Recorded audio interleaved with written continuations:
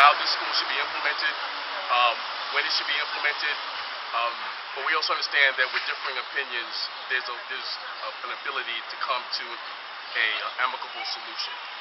Whether you're talking about area groups right in the footprint of Pacific Park, or even groups on the community board. So we're understanding that everybody's not 100% in lockstep with one another. We also understand that we have one common theme, is that we need a middle school for this particular area. It's desperately needed because as CEC President Goldfish said, there's a rippling effect as it relates to not having a middle school in a particular area. That it only impacts Prospect Heights, but it also impacts the rest of CEC 13, which includes Community Board 2. And when you say you need, and this may be a question for CB8 as well, when you say you need a middle school, I understand from my reading, which is not expert on capacity, that there is capacity in the overall area like MS 113, not necessarily capacity directly in this neighborhood. So, and this is a trade-off because there's also a need for capacity for elementary school. I mean, so question one is, what would the role MS 113 play with this need for capacity? And question two is, in terms of the overall need for school seats based on the implementation of this project, how much of that problem, that need would be solved by this building, and how much can be solved by other buildings? So maybe I could speak to that because in Community Education Council 13. And also on our district leadership team, we've been grappling with the issue of middle school development in our district for a long time. Indeed, I do remember I was at the meeting that then Councilmember James and I think it was Levin called about middle school. So we've been talking about this for a long time. One of the challenges we face in our district is that our middle schools, with the previous administration, there was a tendency to kind of to use well, I can't use that word, but we would stick, the Yiddish expression was different, but we would stick middle schools on the top of elementary schools. We have many small middle schools that exist as quite the afterthought that we're talking about. They don't have middle school libraries. They don't have middle school gyms. They don't have the populations that you need to support the kind of additional programs that the social, emotional kind of programs, the after school, the sports, the music that middle schoolers need. So it's been a real challenge for us to have all these little tiny 100-seat middle schools stuck on the top of elementary schools. What we need, and we try to defend MS 113 as our only freestanding middle school. It was co-located by the previous administration. We think that was a big mistake. We know what to do. It's not a mystery how to make a great middle school. We absolutely know how to, and I think MS1 will be a prime example of how you can do it.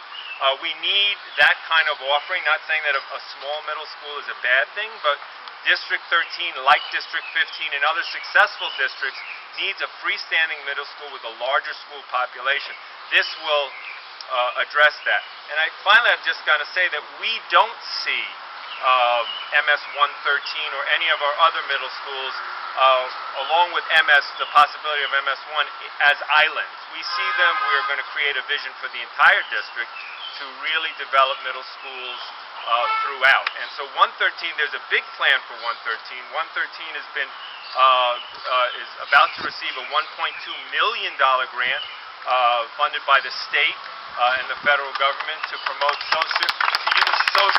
socioeconomic integration as a means to develop quality middle school seats in a district. We're going to be having a conversation, the big conversation about diversity in our district and equity in our district, and 113 is going to be kind of the flagship for that conversation, and it won't be about just 113. It'll be about the whole district. So I think it's the larger freestanding middle school with 616 seats solves one of our problems, and we're going to be working on all the rest of them too. Now, let me just say something about capacity, which is part of your question. Yes, there are pockets of capacity, but there's not enough capacity for the children we have coming up now. And we are bringing in more and more residents and more families. If you look at the work that has been done around PS8 and the nearly 40% of kindergarten applications that were denied, for in-zone applications for kindergarten. Those children grow up, and in a not too distant future, they'll be looking to go to middle school. So we have to look ahead. We have the problem we have with locating little bits of middle schools. It was a concept of the small school idea, but it was also that schools are an afterthought. And what we need more of is forethought. And that's part of what this is about, is forethought and bringing more forethought to the issue of education and adequately providing education for our students. Other questions? What are the challenges that the city and DOE has if someone with more money like charter schools come in and try to, not put MS1 Brooklyn, because of course it's funded by DOE, and what are the challenges that we face with that? David, can I give that one to you as well, and maybe our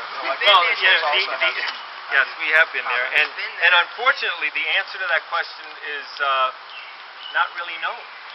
I think our governor, and with some support in with the legislature, they created a situation with that with the charter law from last year that created a bit of an impossible situation.